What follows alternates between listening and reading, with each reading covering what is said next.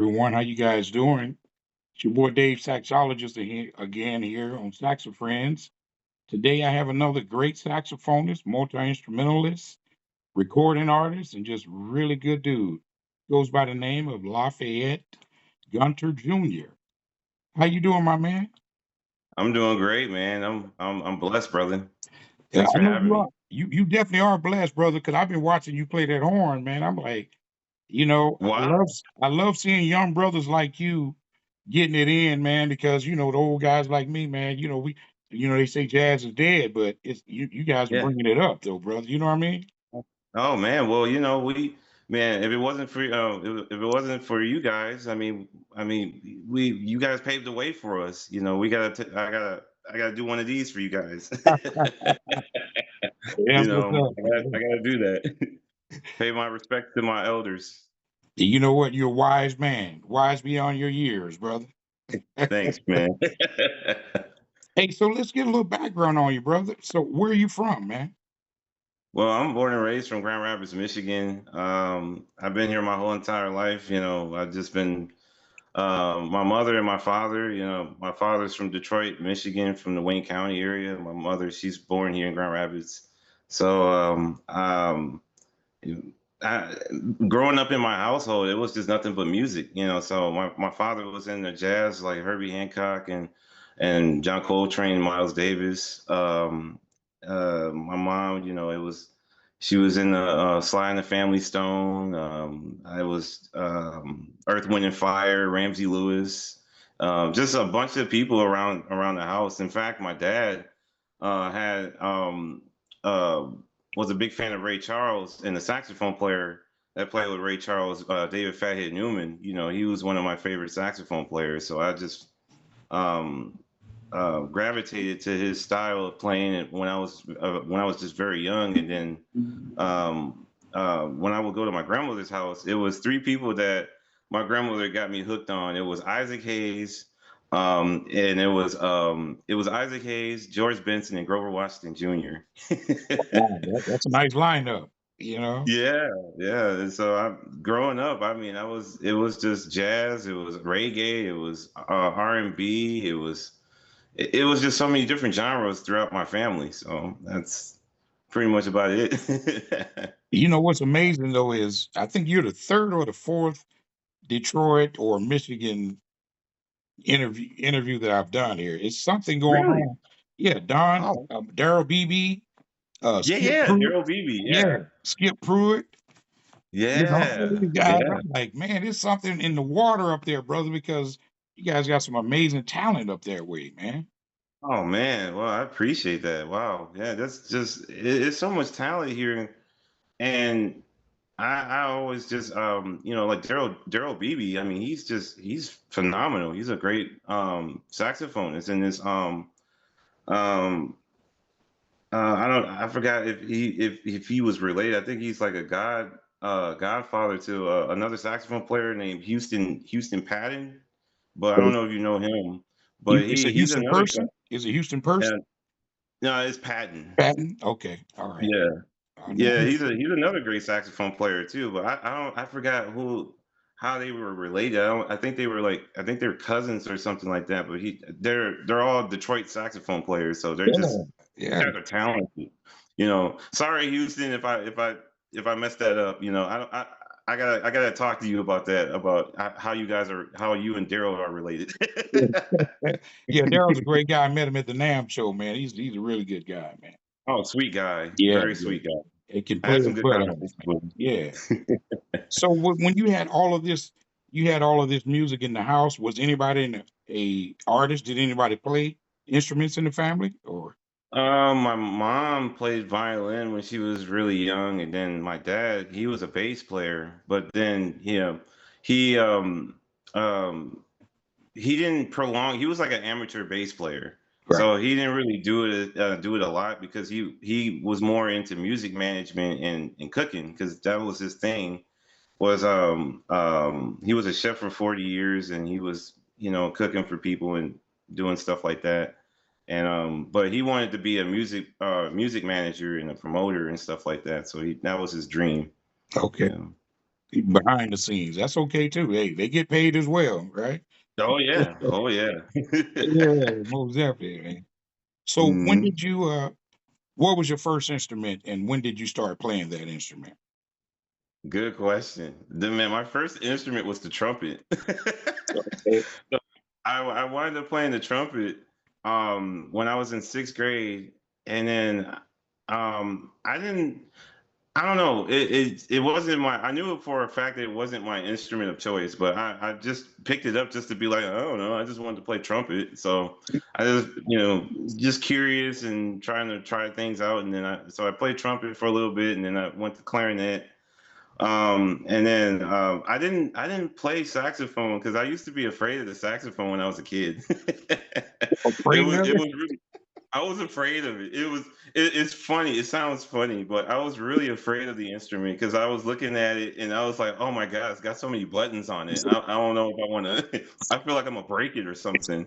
So I stayed away from it. But I played clarinet throughout middle school, and then when I got to high school, one day I was listening to the Brecker Brothers playing Skunk Funk, and I've heard Michael Brecker. I was listening to Michael Brecker play the solo, and I'm just like, oh man, I want to play the saxophone. Like, and I'm like looking up at my parents, like, mom, dad, I want to play the saxophone. They're like, you sure you want to play it? I'm like, yeah, yeah, let's just rent one Yeah, yeah. and see where it goes.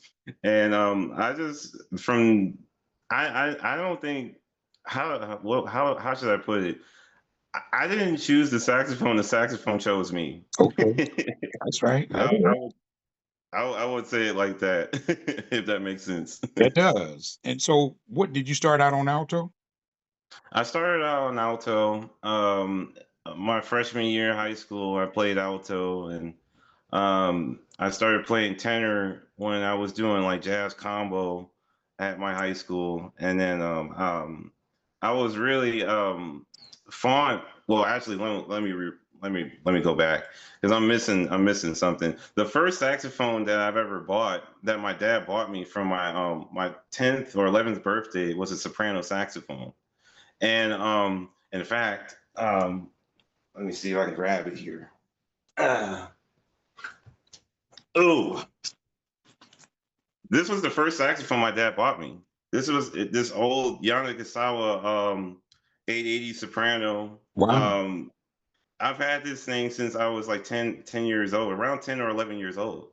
And because I asked my dad, I was like that, and my dad asked me, he was like, "What do you want for your birthday?" And I was like, "A soprano saxophone." My dad goes, "Soprano saxophone? Okay, let's go to the music store and get one." And then we went to the music store, and then he found this thing, and the guy was really nice and gracious, and he sold it to my dad for $425 because the owner really liked me. Yeah. Yeah. So that the longest relationship I've ever had. Don't tell my fiance So you started that. so you started on the hardest one to play then, man. Yeah, pretty much.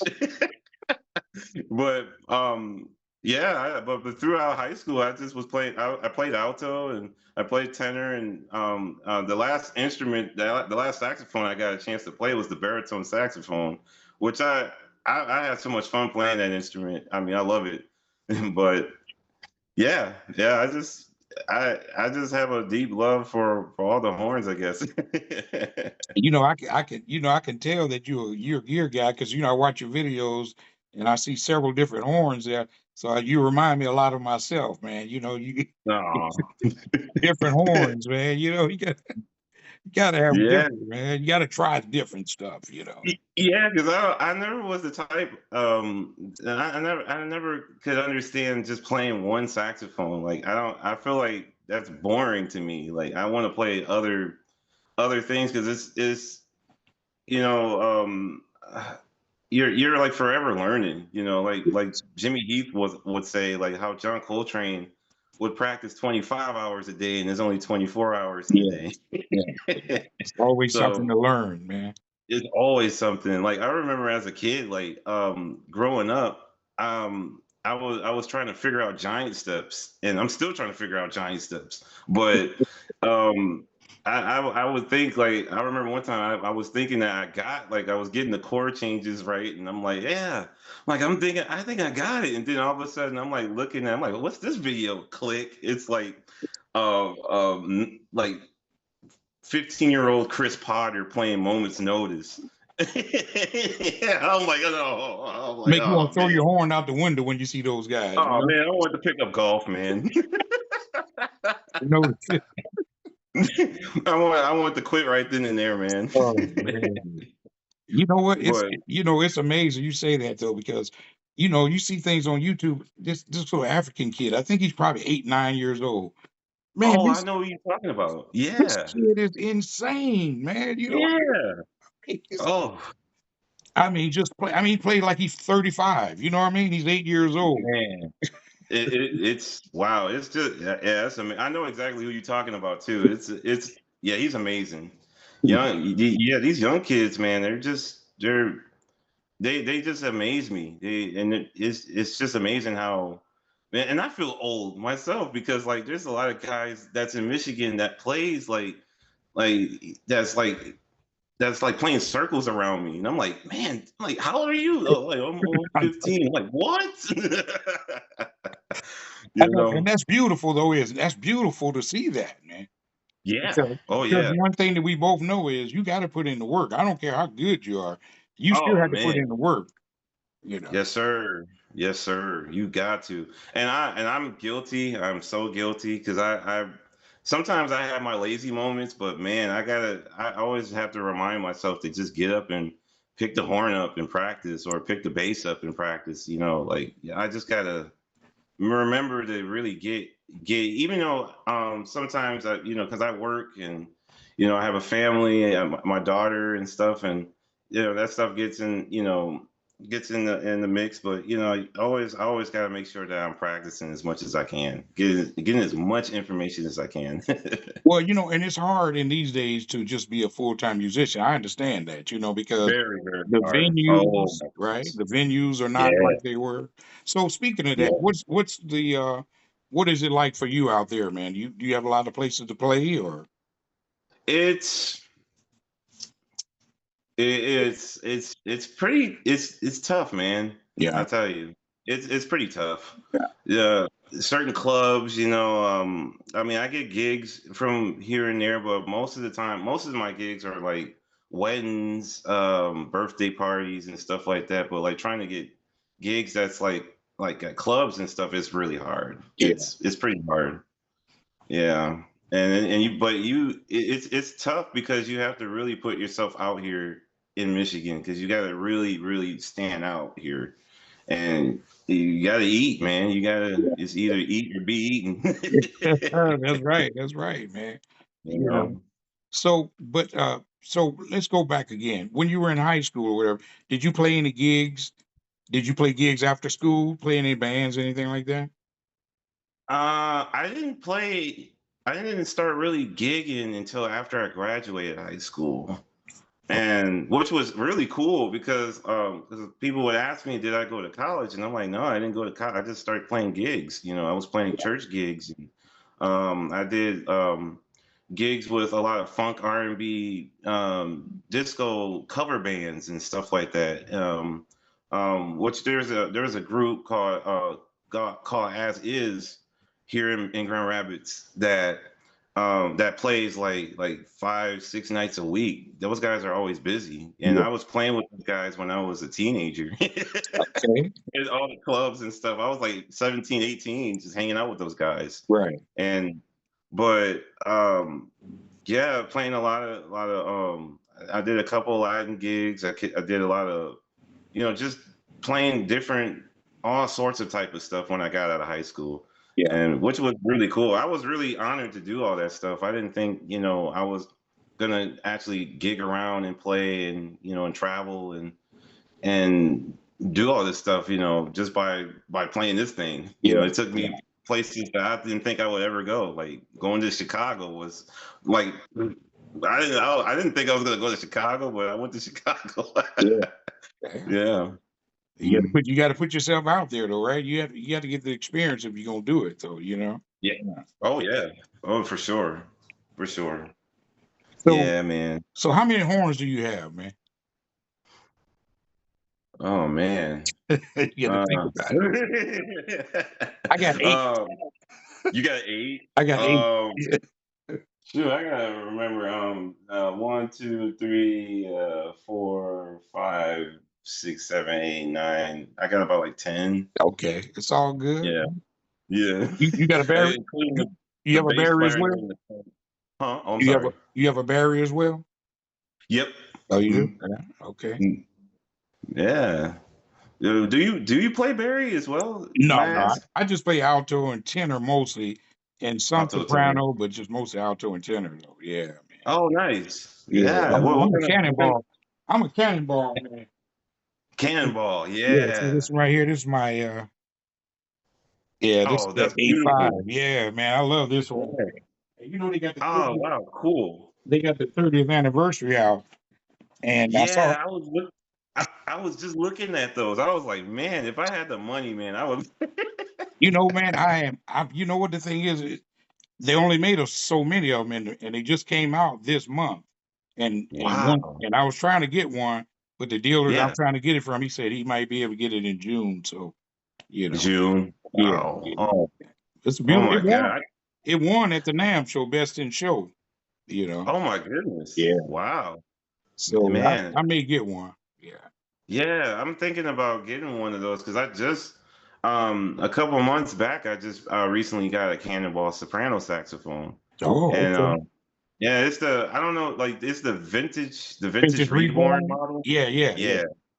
Yeah, I was thinking for a minute, for because right now, currently, my alto and tenor, they're both sax Dakotas.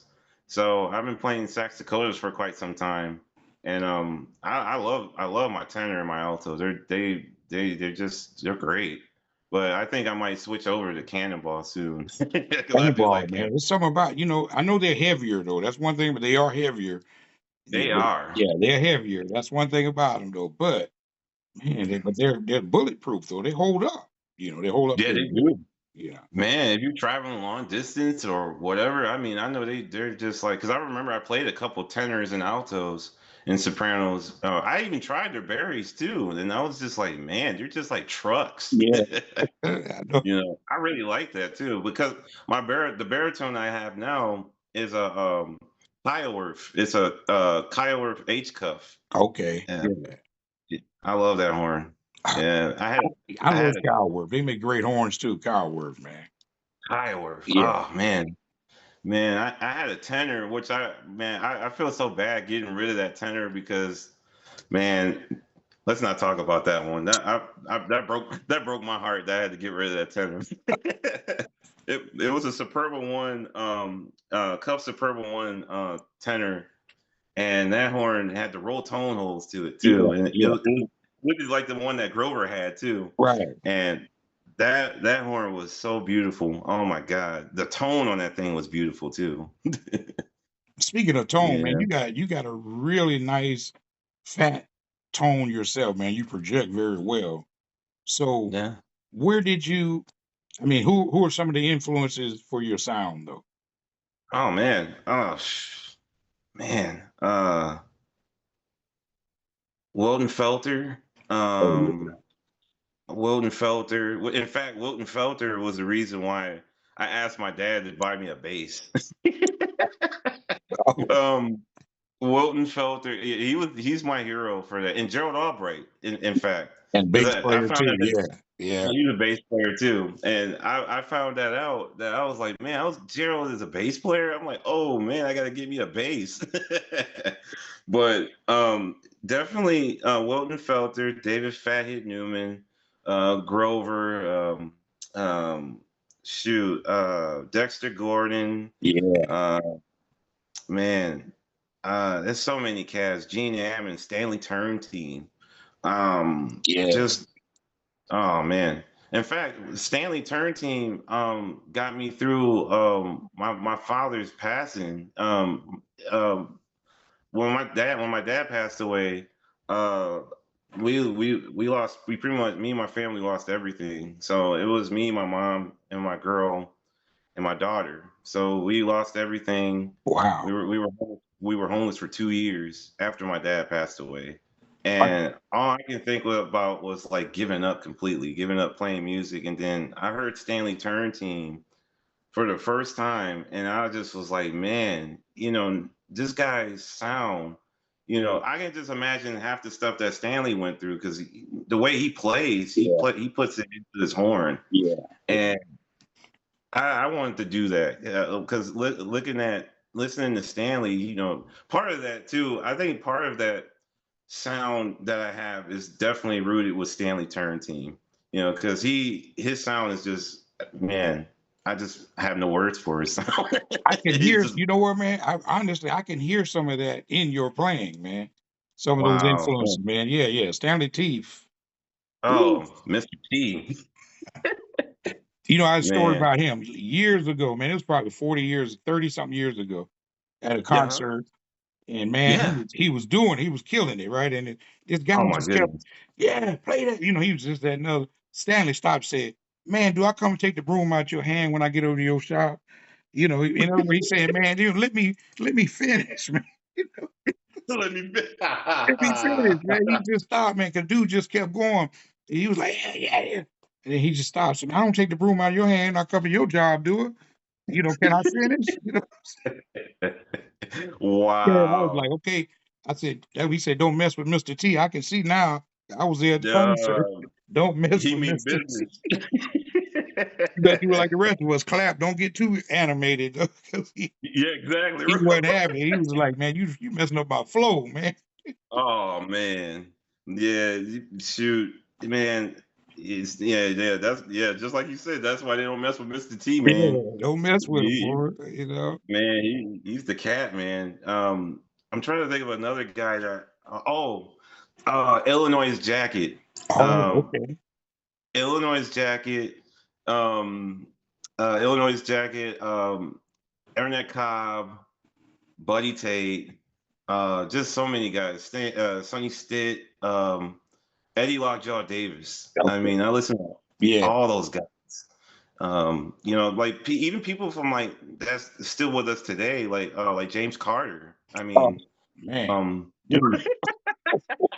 dude, that dude right there. Get out of here, man. You know. man, that guy, he is so cool, man. Yeah, he's a nice guy. I've talked to him a couple of times, and Oh he's yeah. he's Okay. really yeah, he's a nice dude, but man, when he gets on the horn, he's an animal. He's the Man, beast, isn't he, man? oh my God. I mean, I would probably be scared to. So if I had the solo right after James Oh, Carter, I wouldn't know what to do. I'd just be like, Did you see that clip on Facebook a while back where him and Kenny G was doing a little did you see that? Yeah, And then Kenny just like, "Yeah, that's it." Kenny was like, you "I'm good." Kenny said, "I'm good." man, yeah, that video tripped me out because I was like, oh, I didn't know they met each other because I first watched the video. I'm like, Yeah, oh man, that's legendary. it That is. is legendary, Most definitely, man. man. Now let's get back to this bass guitar thing, because you know, Yeah, for some reason, I don't know what it is with saxophone players and bass now. I personally yeah. know guys that started picking up bass. I don't know what is it about the bass and the saxophone where all you guys are just I mean, what is it about the bass, man? Um, I don't know, man. It's just man, that's a great question because, like, man, I don't know. Like, I really, um, for me personally, I played bass. I played upright in high school Oh, in okay. orchestra. So, because I was so like fascinated about listening to different bass players and stuff, and I just really liked it. Like Ray Brown's playing, Charles Mingus. Um, um, I Ron just really Carter. like, yeah, Ron Ron Carter. Carter. Yeah. Um, man, there's so many, Paul Chambers. I mean, even like Victor Wooten, Yeah. Boots Collins, Yeah. um, um, Marcus Miller, which he's one of my Oh, favorites. Definitely one of my favorites. Um, hopefully I get a chance to go out there to Nam one day and meet the legendary himself, man. Oh That'd be yeah. awesome.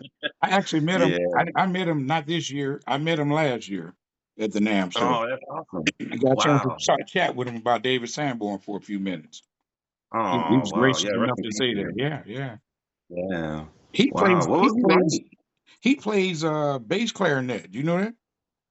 Yeah. Yeah, yeah. Yeah. hmm he's phenomenal. Like, I mean, some of the and he played on so many different records too. Like, I mean, you wouldn't even think that he was like, oh wow, Marcus Miller played on He actually played that. with Miles for a while, didn't he? Yeah, when he was young. Yep. Yeah, hmm yeah. Yeah. Yeah. That man, that would be a treat too. Like, man, I know, that had to been a treat to just to just hang out with Miles Davis, Oh yeah, yeah, and man. man, Yeah, you got to man, come out to the NAMM show sometime, man. I gotta come out. It's out there in Cali, right? Yeah, in January. It'll be back again in January. January. Okay, okay. You know, as a Yeah, I'm gonna matter have of to come fact, out. Daryl Beebe ended up getting a Cannonball endorsement after this trip out. He Yeah, did. he's a Cannonball artist now. Yeah, he just Oh, that's announced it last wonderful. week. Yeah, and I don't know. He was Wow. talking to the people. We was at the booth, and he was saying, "Man, Yeah. I'm going for this." He said, "I'm going for this, man. Pray for me." I said, "Bro, you got it." And then Wow. a couple weeks later, he's like, "I got the Cannonball endorsement." So I was like, "Man, that was all right." Wow. And I had just interviewed him. Well, afterwards, I Wow. interviewed him. Yeah, yeah, That is awesome. it is, man. Yeah. Wow. So do you have any endorsements right now?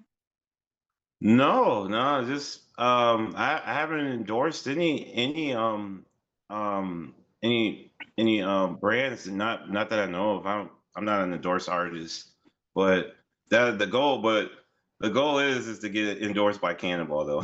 You gonna get you an endorsement because I see you do those product reviews. I do those too as well. I Oh, you see, do? Oh, yeah, I cool. do those Yeah. sometimes. Those are nice, man. I like the way you do that, man. Oh, thanks. Yeah. Thanks, man. Yeah. Yeah. In fact, I just bought a new mouthpiece on my alto not too long ago. I just kind of upped the size on my because I was playing on a 5 Van Doren V16 Okay. mouthpiece, Uh-huh. and man, yeah, that thing was it was I think I think I beat it to death because the mouthpiece was so good. I just beat it to Yeah, yeah. death. And I had to get a whole different mouthpiece and stuff. So you got another Van Doren? Yeah, I think it's the A6 or something like Okay. that. Yeah. Okay. I wanted a 7, but I wound up getting a 6 instead. Yeah. Yeah, I ended up getting that Jody Jazz, the new one, the Quasar Alto. Oh, Yeah. yeah. Yeah, Yeah, tell me I got about the those Jody uh, Jazz. it's beautiful, man. That thing is it plays well, bro. I mean, it's Right. $350, but but it is what it is, though. Mouthpieces ain't cheap, man. No, Mouthpieces man, it's are like not a car cheap. note. Yeah, exactly, man. But that's all right though, man. hmm So, but you actually recording artist, man. You did Working Man, Inside, Outside in Detroit. Talk to me about that, man. Yeah, man. Yeah, for those that, yeah, I've even got my copy here. I don't know if you can see it. Yeah. Camera. But yeah, yeah, I got my album here. So this album was dedicated to my father, who passed away back in 2021, and I wanted to put something like this together to remember him. So all the times that because my dad was a really good guy. I had a lot of good memories about my dad, and he was super supportive. Both my mom and my dad are very supportive people. And when people told me that, especially when people were like, "Oh, well, you can't make this out of a career. You can't do this. You can't do that." My dad would step in and be like, "Oh yeah, he's going to be the next thing." He's the next. My dad would always encourage me or he'll hype me up, Right, you right. know. But since he's been gone, it was pretty tough because I'm like, man, I don't have the hype man here now. What am Yeah, I supposed to do now? right. And so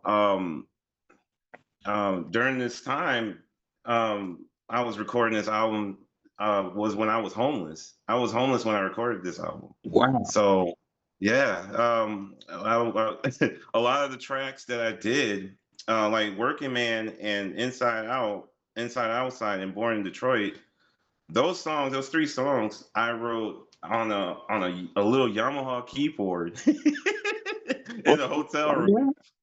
This is gonna be a crazy story. You're not gonna believe this, but I was in when we were living in the hotel room. I had a good friend of mine, Wilbert Haynes, is a bass player I played with in the band a couple years ago, and he gifted me with this little keyboard.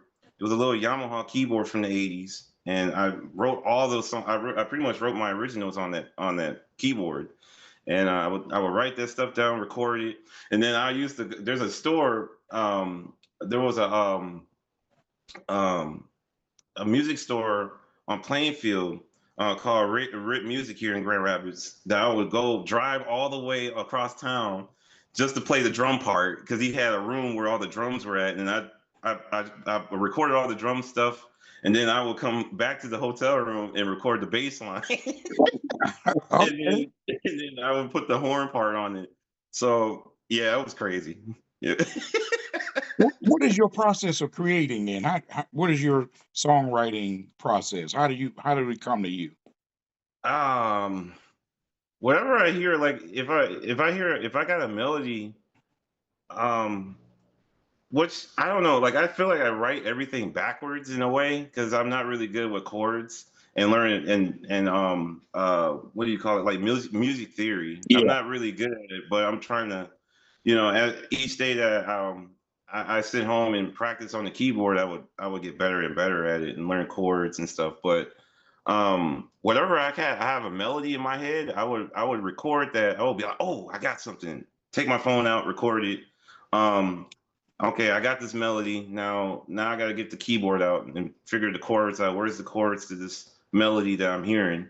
And then I would write the chords as best as I can. And then I would go to a good friend of mine's named Steve Talaga. I would go to his house because he's one of the greatest piano players that's in Michigan, and he's a great guy. And he's on my album too. Okay. And he helped me out a lot with that kind of stuff. So I would go to his house and be like, "Hey, Steve, I feel like I wrote this backwards again. Can you help me with the chords again?" And he would be like, "Sure, man. I know you don't know." So he would help me with that kind of stuff, and he was super generous with it, and he was like, "Yeah, oh, well, you got this chord like this." So he would play the piano, and he would play. I would play my horn. He was like, "Okay, now do the melody again." Oh, okay, so it's like this, and we'll Yeah. just take time and kind of rewrite everything that I wrote wrong. Okay. So, but yeah, he taught me a thing or two about songwriting. He told me, he was like, if you want to be a really good songwriter, Lafayette, you need to really get to the piano, get to the keyboard, because that's the instrument I struggle with the most is the piano. Yeah. So, I the piano is like, because Duke Ellington, not Duke Ellington, but Dizzy Gillespie once said that to Jimmy Heath. I remember that interview when Jimmy Heath said, if you really want to get, Dizzy said, if you really want to get good at writing big band charts or arranging music, you got to get to the keyboard, you know. And that's been my mission when it comes to writing music. But that's I guess if that makes any sense. But Nah, I yeah. understand. Yeah, it makes perfect sense, man. So when it comes to pitch, do you have perfect pitch or relative pitch? Man, Man, to be honest with you, man, I don't even know if I had perfect pitch. to be honest, I don't know. I don't know. That's a really good question because I don't know if I have perfect pitch because I'm so very very critical about my playing and stuff like that. I don't know. But you play by ear though. A lot of you learn a lot of stuff by ear though, right? Yeah, Yeah, yeah, so yeah. Even if you have relative pitch, it's probably closer to perfect pitch. yeah, Yeah, yeah, yeah. Because I don't know the perfect pitch. Like I always feel like I always feel like I don't. It's strange because I'm always like I don't know. Am I playing good? Am I okay on this? Certain things I feel like I'm not even in tune, or if I'm like you know how do I put it? It's almost like um I don't know. I just don't want to be too arrogant. Let's put it that way. I hear you, I hear Yeah, you.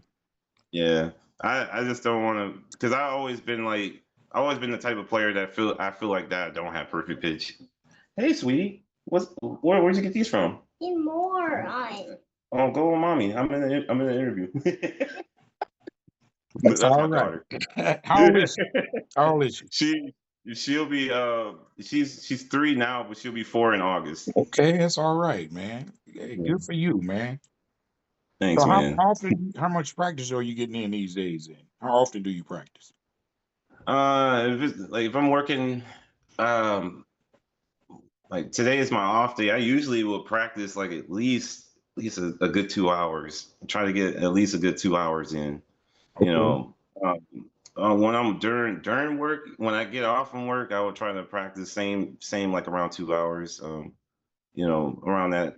Work on different standards, listen to different transcriptions. Like Bob Reynolds would say, like listen to the song before you start diving into the transcriptions, and that's key because I would listen to certain tunes, and just kind of like and repeat them like over and over again, Yeah. and kind of like get the whole thing, and then I'll pick up the horn, and then I'll start working stuff out and stuff. So yeah. Well, you want to say hi? Say, let's say hello. Say hi. Hi. How you doing? Are you gonna play the Good. saxophone like Daddy? Want to play saxophone? Yeah. You want to play? Well, he got enough of them around there, so you'll get one. Go with mommy, okay? Bye bye. Oh, Bye. she's adorable.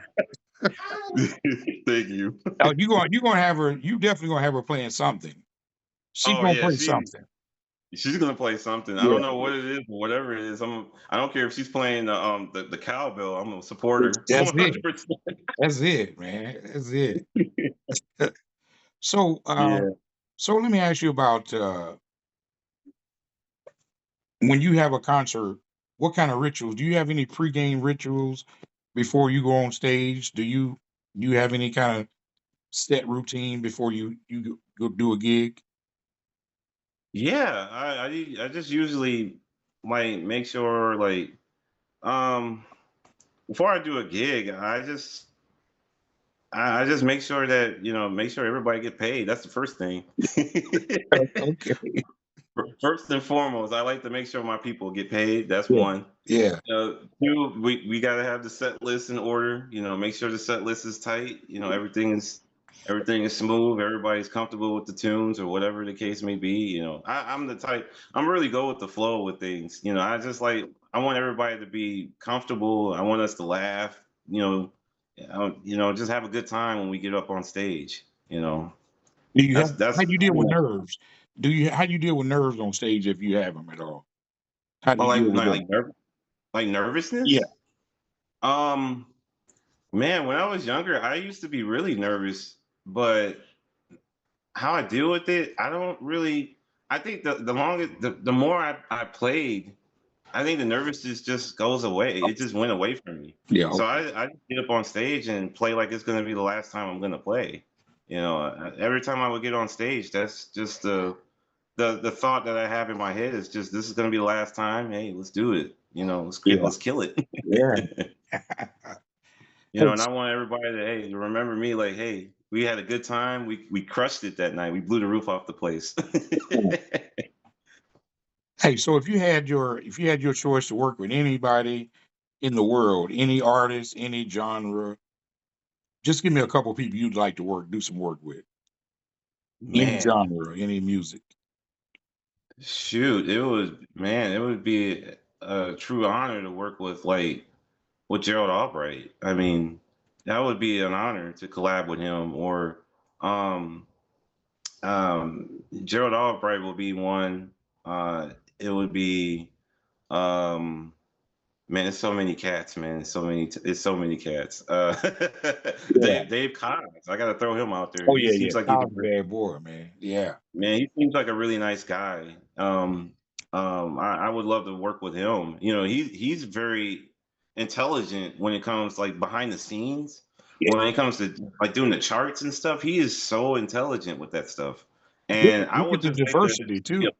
His yeah, diversity, all the people he gets. Yeah. Yeah. oh yeah. I mean, and just listening to his style, the way he plays all the horns that he plays, I'm just like, man, I want to hang with this guy. Definitely one guy, Gerald, Dave Koz, Richard Elliott, um, oh man, yeah, I mean Branford Marsalis, Oh, yeah. shoot, Wynton Marsalis, the Marsalis family. I just, Yeah. jazz at Lincoln Center. That's it. I actually met Paul Menzel, the baritone saxophone player from Jazz at Lincoln Center, the big band, Oh, yeah. and yeah, really nice guy. And I mean, when I was in the front row when he was like literally in front of me when he was playing, and when I heard him play his baritone saxophone, I was like, yo, this guy. He made his saxophone his Barry was like singing. Yeah. Like I'm like, man, I want to sing on a Barry like that. But yeah, definitely like those guys. I mean, to answer your question, yeah, just yeah, Gerald, Kirk Whalum. Oh, I almost forgot about him. Oh, yeah. Kirk, Man. man, Kirk. Kirk is something Man, else, boy. And man, he's oof. He's man. out of here with his man. Oh man. Man, Kirk, he was another saxophone that helped me a lot too. Like he was definitely, one of those guys, man. I just love Kirk Whalum. Yeah, Really do. he's a good dude. Yeah. What's some advice a fellow musician give you? Some good advice that a fellow musician gave you that you still to this day you still remember it. I remember such and such told me this and it stuck with me. Well, my good friend Larry Smith, that was a saxophone player from Detroit, Michigan. Which he was good friends with James Carter. He told me over the phone one day, and he's no longer with us too, but it still stuck with me. He told me, he was like, "Kid, you're a good player. Just keep playing and keep making mistakes, because if you don't make mistakes, you're not learning." He told Mm. me that, and that stuck with me. That was the last conversation we had too. Yeah, You know, he told me, he said, "Kid, keep playing. You're doing it, man. Just keep doing it. that's And it. if you don't make mistakes, you ain't learning nothing. You might as well put it down." He was animated. He was animated about it too. He was like, make as many mistakes. Make sure it's loud too, Yeah, because that's how you learn. that's it. And I play with a lot of players that you know I don't know. How do I put it? It's like I don't. I played with some cats that were like college students and stuff like that, or even professors. I played with a couple of professors. The audacity to think that you will never make a mistake. You can't make mistakes because you're a good player, or you're the top player, or you're this guy. It's like, no. It's Yeah, like, dude, I mean, I don't care. I mean, James Carter make mistakes. We all make mistakes, and that makes us human. And I I always I think that's what I strongly believe in, because it's like we all make mistakes, and if we acknowledge those mistakes, we can grow as people, you yeah, know. yeah, And I feel like a lot of people don't do that, especially in the music industry. Because I ran into some cats that try, that try to hurt your feelings, man, out here. They'll yeah. People will hurt you, man. They'll try to, It touches. especially in this industry. I ran into some cats, man. I'm like, oh, okay, all right. So let me But ask you though. So after all these years of playing and you sound great, this, that, and the other, and you got a beautiful family and everything. So how do you balance what keeps you hungry to keep going after this music thing? Because you know it's tough, like you said, but what keeps you hungry and motivated? my dad, watching my dad do what he did, and my dad worked at two different jobs um, throughout the week, so it would be like a mixture of Um, there'll be days I just don't see my dad, but my dad was a hard worker, and I remember seeing that growing up. My dad getting off from one job, taking a nap on the couch, getting Yeah. back up, putting his other uniform on, going out the door. That right there motivates me to keep going because my dad had a dream of being in the music industry, and it made me have that same passion and dream because my dad seen that he seen that I was very passionate about playing music, and he supported me. My mother did too, Yeah. and my grandmother and my grandfather, they really supported that.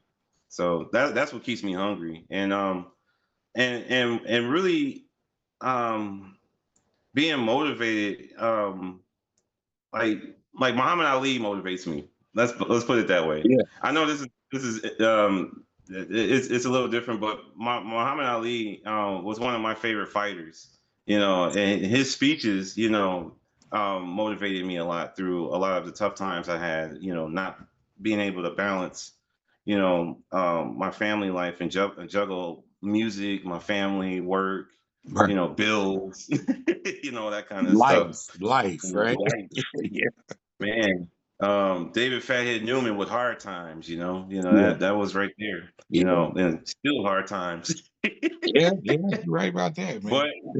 But yeah, Muhammad Ali, his speeches like I didn't tussle with a whale. I didn't wrestle with an alligator. I handcuffed lightning and put thunder in jail. Oh, I'm so bad. Oh man, I murder a rock. I injure a stone and I hospitalized a brick. I'm so bad I make medicine sick. Oh That man, right that's good there. stuff there, bro. You got that all the way down. Oh man, man, I heard that for the first time, and I was like, "This guy is insane." Yeah, yeah. He was good, But bro. He had it all, man. yeah, yeah, oh yeah.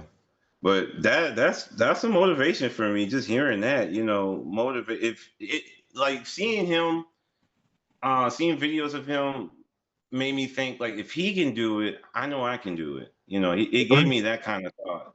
Like if he can do it, I can do it. Like if Grover Washington Jr. could do it, I can do it. That's right. Yeah. He did it. You know, you know.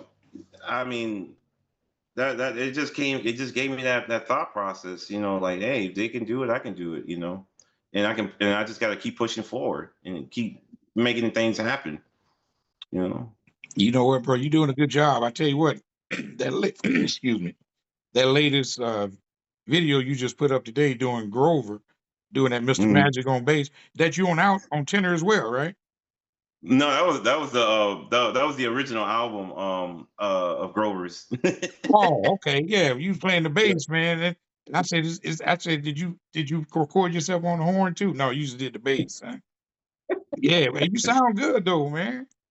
Thanks, man. Man, you sound great as well too. I've been watching you, man. Oh, You thanks, you bro. sound phenomenal, man. Thank you, bro. I'm learning. I'm taking lessons now. It's funny you talk about that theory. That's the stuff that I just didn't never really get into. Now Yeah. I'm playing at church, and I'm kind of Oh, getting fire now. So I got to learn. I'm trying to learn chords. It's funny you were talking about chords, and I'm yep. trying to open up my ear. I don't really, you know, wasn't really hearing it well. So I'm trying to get that, man. Trying to get some ear Yeah. training together. But So when did you um start learning how to play saxophone? When did you about get into that? 30 years ago I started, but I didn't like to practice though. So you don't get far on your own. Oh, So I got serious about the last 8 years or so. I got serious. yeah. And Yeah, yeah. but now I got a teacher, and he's a really good teacher. And now I found Nice. out how much I didn't know. I thought I knew some stuff, but until I started taking Man. lessons, I was like, Yeah, okay, man. yeah. But he's helping me though, man. He's like, okay, man, you can do this the easy way, or you can grind, man, and get it because I'm playing now. So he Yeah. got my foot to the fire now, man. But I'm ready though. That's good, man. Hey, man, we gotta play one day. We gotta play one. Most definitely, man. Sound good to me, man. Man, So I gotta make a trip out there to California, man, and hang out with you. most definitely, man. I tell you, all you young guys, man, come on out. My man Q, Aaron Q, man, out there in Philly. All you young Yep. guys come out here, man. We have a blowout, man. Oh man, that's gonna be awesome. Yeah, man. So where you see yourself in the next 5 years, man? What kind of projects? What are you looking into the I future? Where you see yourself? I see myself, man, just making albums, just recording. I really see myself doing a lot more writing, getting into writing more music and playing, playing in front of big audience. That's something that I really, every time I go to bed, even when I was a little kid, like when I would go to sleep every night, I would just see myself being on stage, just like my hero, like Grover Washington or John Coltrane, just being on a big stage, Yeah. playing for people that's like cheering me on. I Hmm. always see myself like that. But that's the goal, that's the dream, and I know it will happen one It day. will. Yeah. It's yeah. Mhm. Where focus goes, energy flows. That's And right. you're focused there, brother. You believe in the law of attraction. You Hmm. can be it. You can be it, and it will happen for you.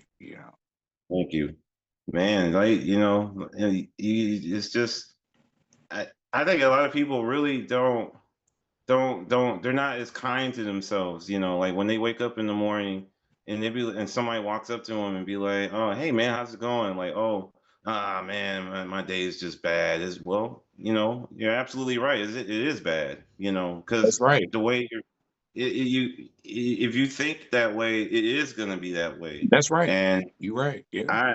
I I used to, and I was guilty for it. I mean, I know all of us was probably there at Yeah. one point in time where we thought bad and we were saying bad things about ourselves and not speaking good to ourselves and stuff like that. And I'm still practicing how to think that way, even though when it is tough times. I gotta think like you know I just have to think. I have to really be nice to myself more. Yeah. Yeah. I have to be really, really nice to myself. And if you think negatively, if you think like, oh well, I don't like my job, and I don't like this, I don't like where I'm living at. Well, I mean, well, yeah, okay, man, The universe will but give you what you want.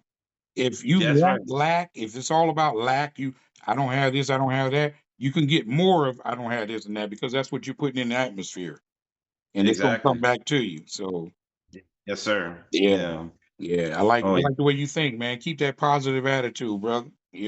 I, yes, sir, I will. Yeah, I know for a fact it's gonna take me far, man. It is, I man. Yeah. Before we go, can you let everyone Mhm. know about your social networking, whatever, and how to get your music? Yeah. Yeah. Well, you can find my music. You can find my album on Bandcamp. It's under Lafayette Gunter JR.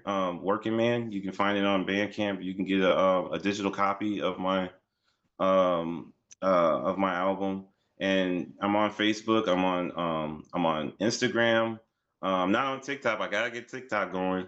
And another thing too, I gotta learn because I'm so new to it too. I'm so new to this kind of stuff. I Uh-huh. gotta figure out how to put like the hard copies on my Bandcamp so people can buy it that way too. Yeah. So I'm in the works of All that. right.